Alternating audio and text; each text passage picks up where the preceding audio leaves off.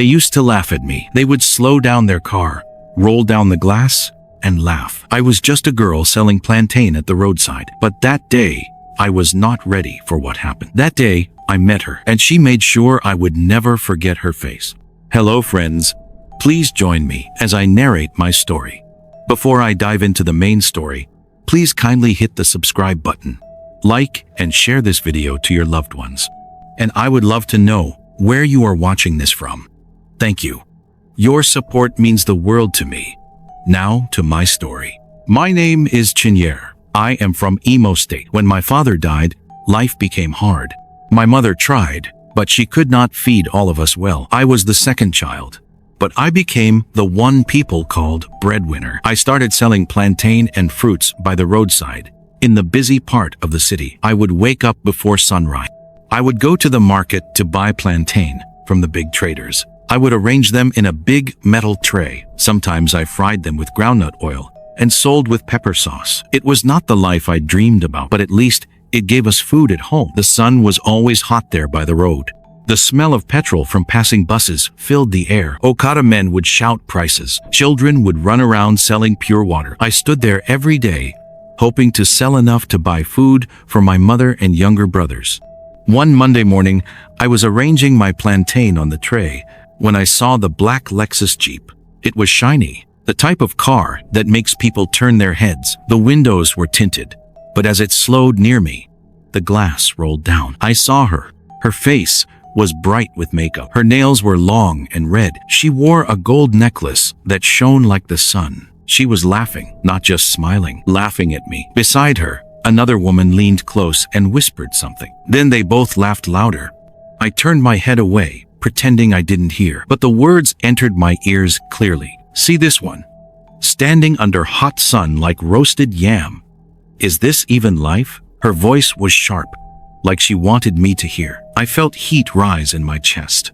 I wanted to speak, but my mouth refused. I just kept arranging my plantain like nothing happened. The Jeep drove off, but something inside me broke. That was the first time I saw Mrs. Okafor. Her name, I didn't know yet. Her power, I didn't know yet. But I knew she had the type of life where she could laugh at people and drive away. For the next few weeks, the Jeep came often. Sometimes she was alone. Sometimes she came with other rich women. And every time, she found a way to talk about me. Ah, you are still here? Still frying plantain? God help you. Oh, do you know you can do something better? Like work as a house help at least? Her laughter always came after. The laughter stayed in my ears even when she drove away. One day, I saw her stop across the road at a boutique. The dress she was wearing looked like the type that cost more than my entire week's sales. She stepped out, and the shop attendants ran to greet her. I stood there, watching her. I don't know why, but I felt small. Smaller than the plantain in my tray. Smaller than the dust on the road. That Friday, the heat was strong. My shirt was wet with sweat. I was trying to wave down a customer when I saw the Lexus again. It didn't slow down this time. It stopped fully in front of. The window rolled down, and she leaned out. You again, she said, her eyes scanning my tray. Don't you want to leave this gutter life? I swallowed. Auntie, this is my work. I am. She cut me off. Your work? Please. Work that will keep you smelling of oil every day? You are wasting your time. If you were smart, you would find a rich man to help you. Her friend laughed in the passenger seat. I stood still. My hands were shaking. Anyway, she said, make sure you clear this, your dirty table. You are blocking the road. She drove off. I sat on my small plastic chair, staring at the ground. People passed. Buses honked. Life moved. But inside me, something was stuck. 2 weeks later, it happened. I came early that morning. The air was cool. I was happy because I had bought sweet, ripe plantain that would sell fast. I was arranging them when I heard a loud horn. A white council van stopped in front of me. 4 men jumped down. Who owns this table? This umbrella? This tray? One shouted. Me? I said, moving closer. Why? What is the problem? Madam, this place is not for trading. We have order from council to clear it. Move your things now. I felt my chest tighten, but I have been here for 2 years. Nobody has said anything before. Please, Before I could finish, one man kicked my plastic chair aside. Another threw my umbrella into the van. The tray of plantain fell, rolling into the dirty gutter water. "Stop! Please! Let me pack it myself!" I cried. They ignored me. People gathered to watch. Some whispered. Some shook their heads. Then I saw it. Across the road, the black Lexus was parked. Inside, I saw her. Mrs. Okafor. She was on her phone, but she kept looking at me. She wasn't smiling this time. Her eyes were cold, like she was watching a show she ordered. My heart dropped. I knew it. She had done this. The van drove away with my things. The street was quiet again. I stood there, empty-handed. My plantain gone. My chair gone. My small umbrella gone. A neighbor, Mama Peace, came close and whispered, "Chinyer, I hear Sena, that woman way, drive Lexus, tell council people, make them clear you. She say, this place, they dirty her view." I felt my knees shake. Why? What did I do to her? Mama Peace shrugged. "You know rich people. Some no get pity.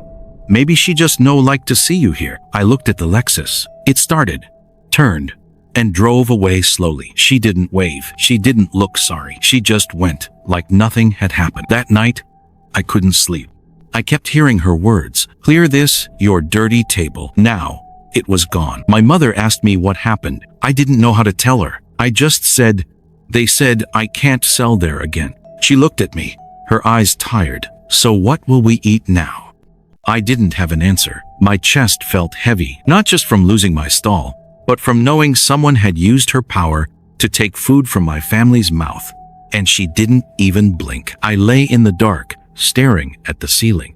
I didn't know it yet, but that day had planted something inside me. Something that would grow quietly. Something that would wait. Something that would change everything. The next morning, I woke up before the cock crowed. My eyes were swollen. My heart was heavy, but I stood up. I went to the main market. I walked past the women who sold tomatoes and pepper. I looked for a small shop. Something tiny. Something cheap. A man with a big belly showed me a space. It was not fine. The walls were rough. The floor was cracked. The door squeaked like a crying bird. "How much?" I asked. He rubbed his chin. 250,000 for a year, he said. I held my breath. It was too much, but I spoke softly. "Uncle, help me. I lost my roadside stall. I will pay 200. Please." He looked at me. He looked again. He shrugged. "Bring 220. Pay now." I counted my money with shaking hands. I paid him. He gave me a receipt. The key was cold in my palm. I stood inside the empty shop. The air smelled like dust. I sat on the floor and cried. Not loud, small tears, quiet tears. Tears that have no sound but plenty weight. After some minutes, I wiped my face. I stood up. I tied my scarf well. I told the empty room, "We will grow." I cleaned the walls. I washed the floor. I borrowed a small table from Mama Peace's son. I bought one second-hand sealing machine from a man who sold old tools. It was not new, but it worked. I bought nylon rolls. I bought labels from a printer boy. He asked, "What name?" I thought for a short time. I said, "Neka Crunch." He smiled. "Fine name. Mama's Strength." I smiled back. "Yes, Mama's Strength." I started slicing plantain. Thin, neat, same size. I fried it with clean oil. No smell of smoke. No dirty pan. I stood by the sealing machine. Heat. Press. The bag closed. I looked at it and smiled. Golden chips inside. Clear nylon outside. Blue label on top. Neka Crunch, sweet plantain chips. Crispy. Clean. Lovely. I arranged them in a cart. I carried them to the small supermarket near the bus stop. The owner looked at me. He said, "How much per bag?"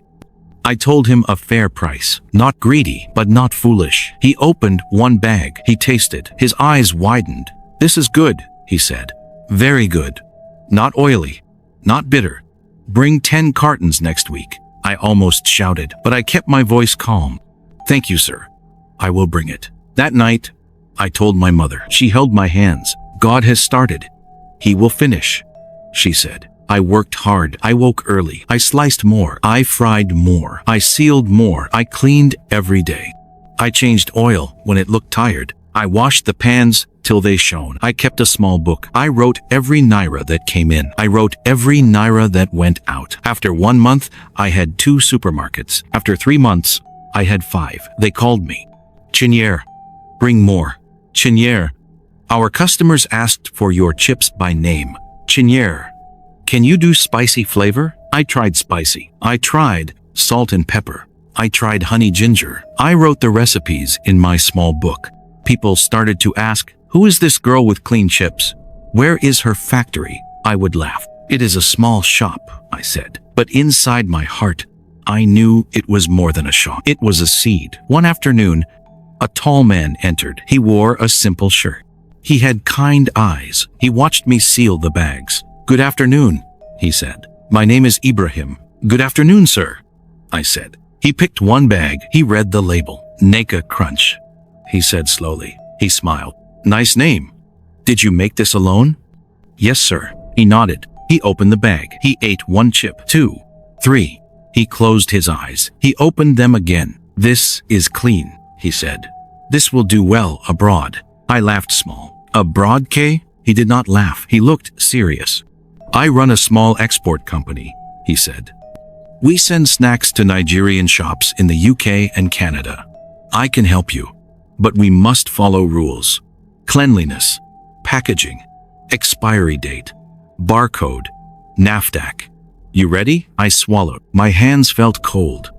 But I said, teach me. He smiled. Good. Come to my office tomorrow. Bring your book. Bring your samples. The next day, I wore my best dress. I cleaned my shoes till I could see my face in them. I went. His office was not big, but it was neat. Charts on the wall, pictures of sea freight, air freight. He showed me forms. He showed me standards. He gave me a list. Separate frying area, hairnets, gloves, batch numbers, production date, expiry date. I felt overwhelmed, but he said, step by step. He helped me register with NAFDAC. He knew the process. He knew the people to ask the right questions. He did not ask me for bribe. He only asked me to be patient and thorough. We took new photos of the product. We updated the label. Neka Crunch plantain chips. Ingredients, address, phone number, barcode, like tiny stairs. I hired 2 girls, Zara and Efe. They were fast and careful. We wore hairnets. We washed our hands. We sealed and sealed and sealed. The small shop started to feel too small. But we managed. We stacked cartons like walls. We made space to walk like thin lines. I kept saving. I did not buy new clothes. I did not buy wig. I did not do party. I saved. After 6 months, Ibrahim shipped our first small batch, 40 cartons, to London, to a Nigerian store in Peckham. He called me after 3 weeks. Chinyer, he said. They want more. I sat down. I could not stand. More? I asked. Yes, he said, laughing. They want double. I closed my eyes.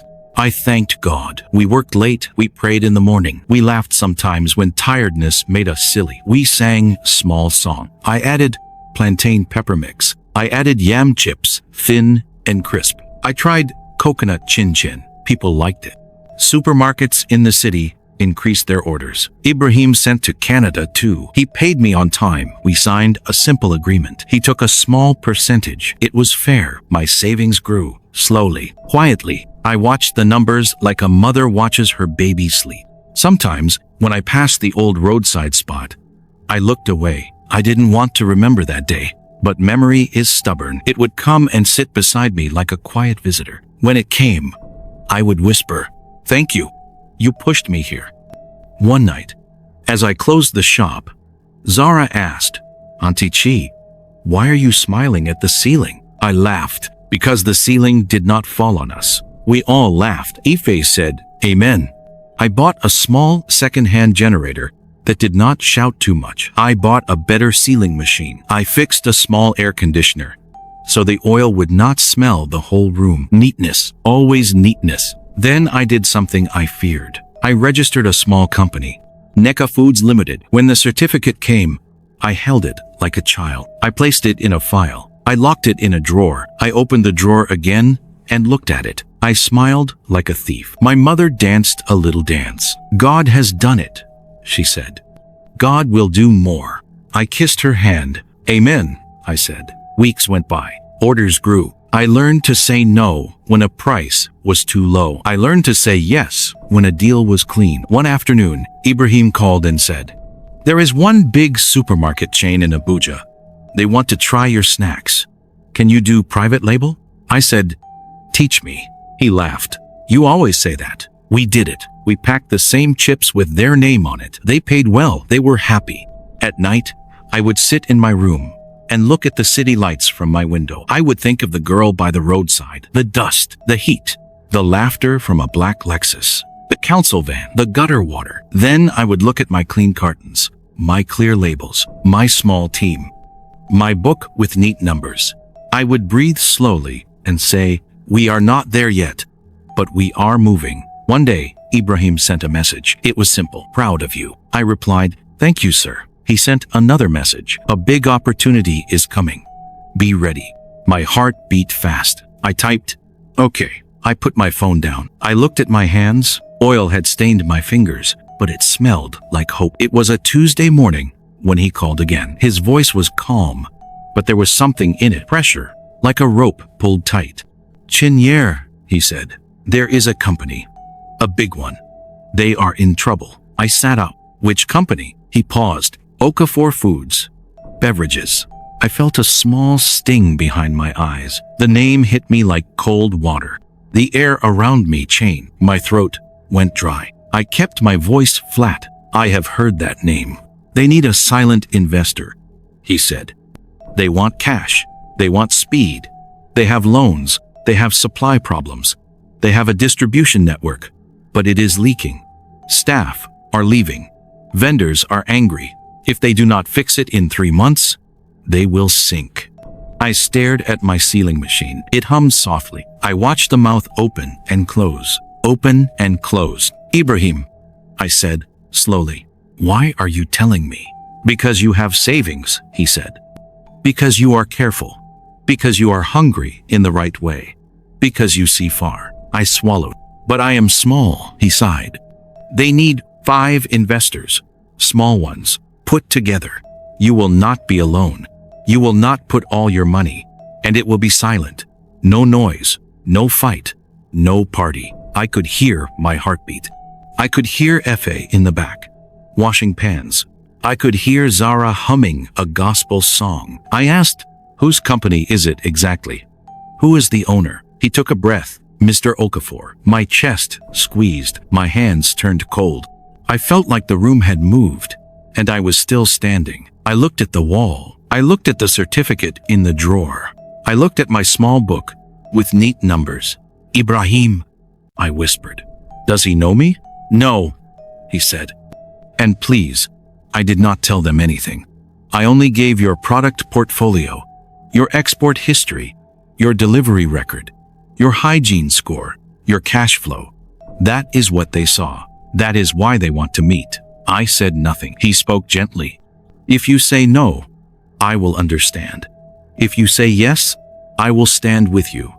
But think with your head, not your hurt." I closed my eyes. I saw a black Lexus. I saw a woman leaning out. I saw my plantain in the gutter.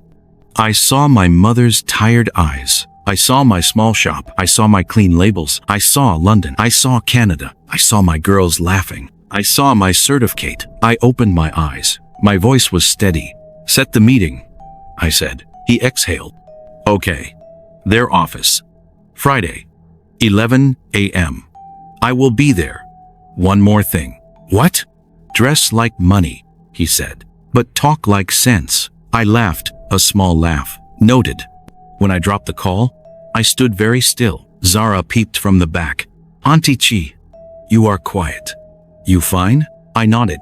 "I am fine." But I was not just fine. I was a drum, tight skin, waiting for the first strike. That night, I could not sleep. I sat at my table with my small book. I checked my numbers again. Savings, fixed deposit, rolling cash, suppliers, debt 0, inventory balanced, receivables on track. I wrote a simple plan. If yes, how much can I put?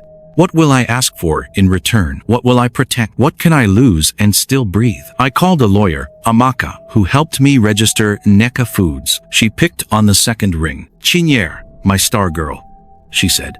What's up? I need you. I said. Friday, 11. Big company. Silent investment. I want you beside me. She did not ask plenty questions. She said, send address. I will be there. Wear navy. It is calm and serious. I smiled in the dark. Navy it is. I sent Ibrahim a message. Friday, confirm. He replied, well done. I put my phone down. I looked at my hands again, not shaking now, just ready. I stood up and walked to the small mirror. I touched my hair. I touched my face.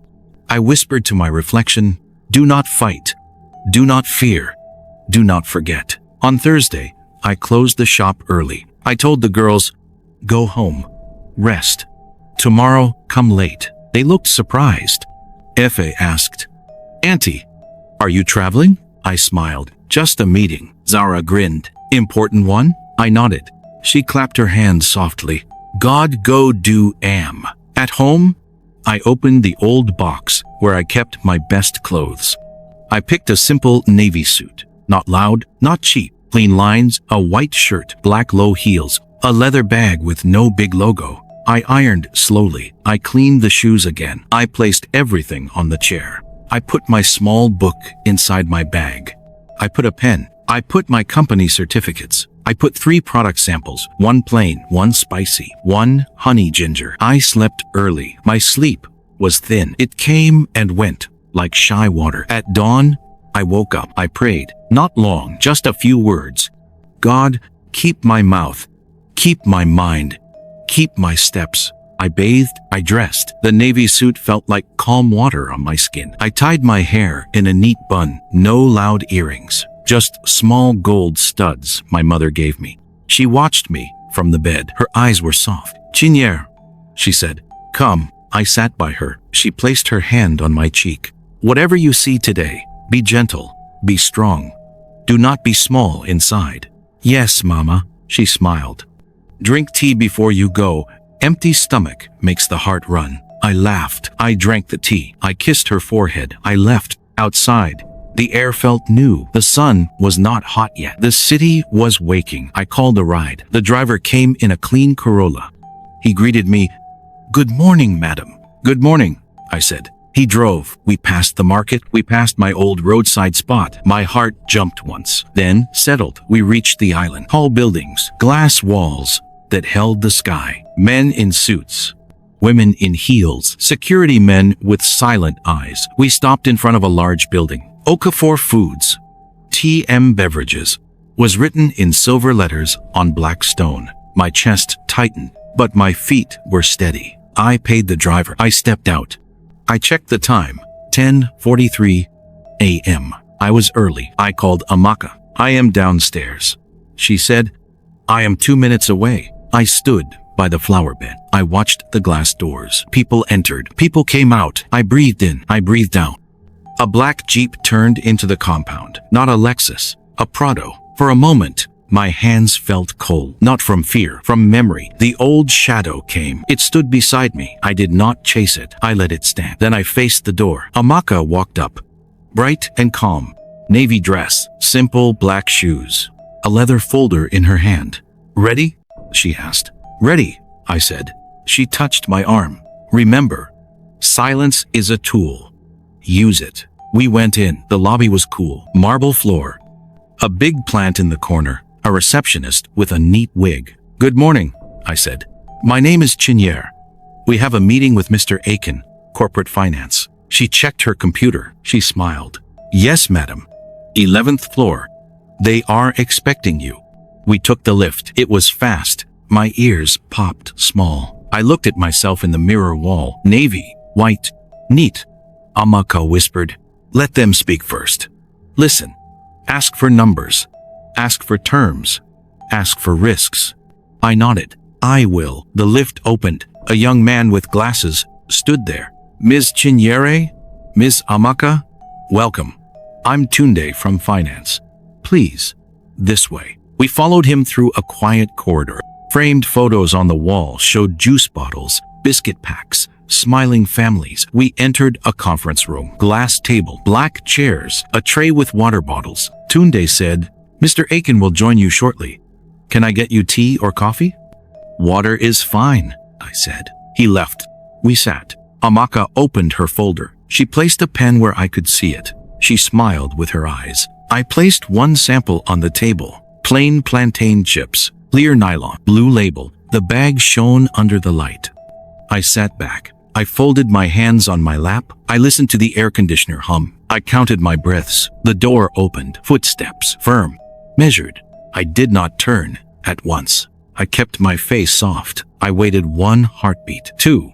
Then I looked up and prepared my smile. The man who entered first was tall. He wore a dark suit. His eyes looked tired but sharp. Behind him came another figure. When I saw her, my fingers tightened around my bag. It was her, Mrs. Okafor. She was dressed in cream lace, gold necklace, hair pulled back neatly. Her lips were painted red. She was still beautiful, but her eyes, they carried something else now, something heavy. She walked in, talking. Her voice filled the room. Sorry for keeping you waiting. We had another meeting.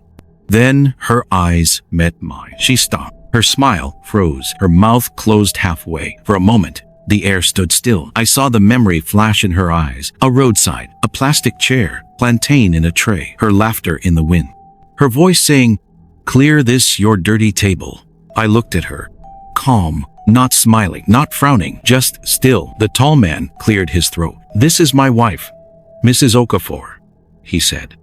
"Please, meet Miss Chinyere Nwosu, one of our potential investors." I stood slowly. I walked to the head of the table. I did not take the chair they pulled for me. I pulled the main chair at the top and sat down. "Good morning," I said, my voice steady. "My name is Chinyere. I am here as the investor." Mrs. Okafor's hand tightened around her gold purse. Her husband looked surprised but said nothing. I could hear my own breath. I could hear her silence. Mr. Okafor began to speak. His voice was fast, almost begging. He talked about falling sales. He talked about debts. He talked about new markets they wanted to enter. I listened. I nodded sometimes. Amaka wrote notes quietly.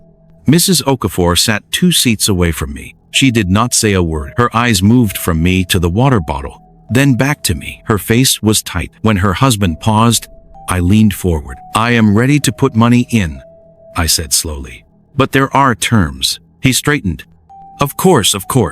Anything reasonable." "1," I said. "Part of the profits must go to a fund that supports small traders, women who sell by the roadside, men who push wheelbarrows, hawkers in the market." He blinked. "Ah, that is unusual. But it is non-negotiable," I said. "If you agree, I put the money. If you don't, I walk out." He looked at his wife. She avoided his eyes. He looked back at me. "Fine. We agree." Amaka slid the papers across the table. I signed first. Then Mr. Okafor signed. The pen was now in Mrs. Okafor's hand. She held it, her knuckles pale. She looked at the paper. She looked at me. Her lips pressed together. For a second, I thought she might walk out.